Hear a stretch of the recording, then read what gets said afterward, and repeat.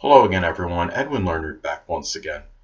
In this YouTube astrological segment, I'm going to be talking about Vesta in the third house in a natal chart. Now, where Vesta is shown in our natal chart can indicate where we show a lot of power of concentration of power, where we generally don't allow extraneous things to interfere with what we're doing. It's where we can show tremendous focus and concentration. Now, if you have Vesta in the third, this could be in areas connected with communication.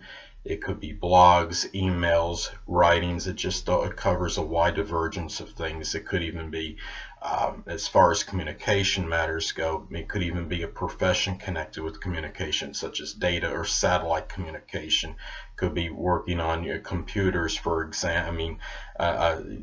Doing something communications related. And also it could be connected with short journeys, with siblings if applicable, and cousins if applicable. A lot of that concentration of power and that focus may be shown with those people as well. Now, and also the neighbors too is where you might have show a lot of that that strong focus and that strong attention and power of concentration too. So anyway, also where Vesta is placed in our natal chart can show where we have that rationalized or analyzed sexual partner, that person we may select, that could be that sexual partner that is done through rationalization. Now, if you have Vesta in the third, this could be somebody that could be very communicative. Say, could even be somebody that is a neighbor. It may be somebody that you knew in your early education, or somebody that's reminiscent of that person, or someone that reminds you of someone you knew during your early education. Keep in mind that the third house can have Gemini-like undercurrents, so this could also be somebody that might be somewhat mercurial, a person that could be very lively, vivacious, animated, versatile, a person that really may disdain monotony. Now, also, as far as Vesta goes in her natal chart, this could show where we show tremendous devotion and dedication to. Now, if you have Vesta in the third, well, this could be, of course, to matters connected with communications, which could be blogs, emails, anything communication related. It could be things connected with computers. It could be siblings if you have them, cousins if applicable, your short journeys. It could be even errands maybe you're running in your local, in your general neighborhood. It could be connected with just vehicles even, because this is associated with transportation. It could be where you show some strong dedication to maintaining them, for example, if you do happen to own your own vehicle. Now, also where Vesta is located in our natal charts can show where one wants to be infallible and perfect. Now, hardly anybody is perfect or infallible in any way, shape, or form, but where you have Vesta can show where you really want to be as close to perfect as possible.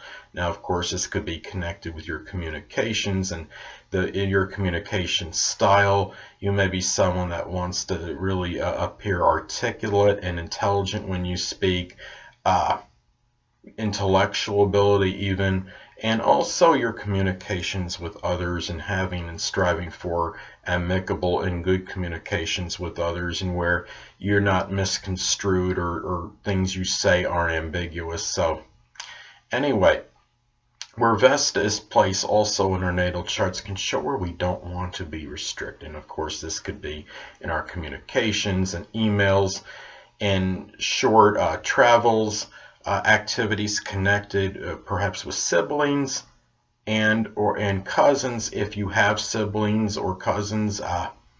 Also dissemination of information and also assimilation of information. So anyway, also where Vesta is placed in our natal charts can show where we have to extricate ourselves from time to time and escape from, because I think a lot of that is attributed to the fact that wherever Vesta is placed in our natal charts can show where we have put a lot of abundance of energy into.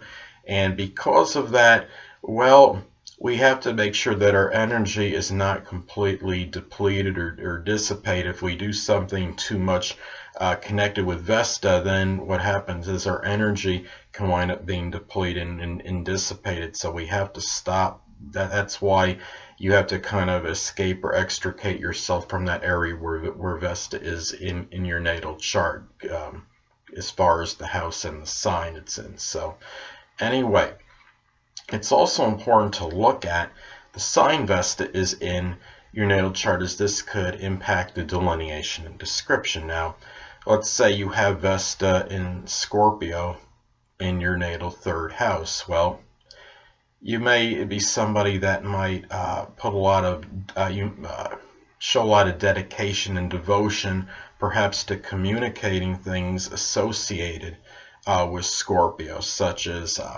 the occult, supernatural, astrology, even perhaps matters connected with death. It could be things like forensic science, forensics investigation, things that that could be Scorpio-like. So anyway, it's also important to look at the aspects, if any, that are made to your Vesta in your third house, as this could impact the description and delineation as well. Now, let's say if you have Pluto making an adverse aspect to your Vesta in your third house, let's say Pluto makes a square opposition or even an inconjunct to your Vesta in your third house, well, you might still show that strong dedication connected with communications, but you might be overly fixated with them and obsessed with this as well in some way, shape, or form. And also, for another example, could be you may third house is also connected with our neighbors and with siblings if you do have them.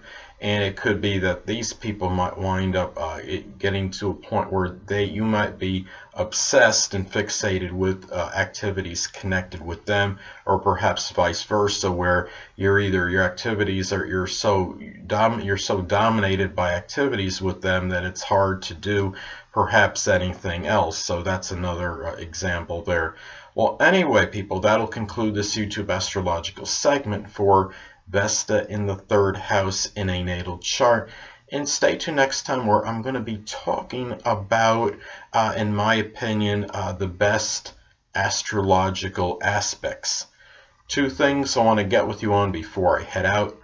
Firstly, the stars may impel but do not compel. And secondly, never isolate any single astrological element, aspect, planetary placement, position, configuration, influence, or what have you, and make an analysis of a person astrologically speaking based on this alone, because astrologically speaking, the person is the sum of all their components in their natal chart and not just one.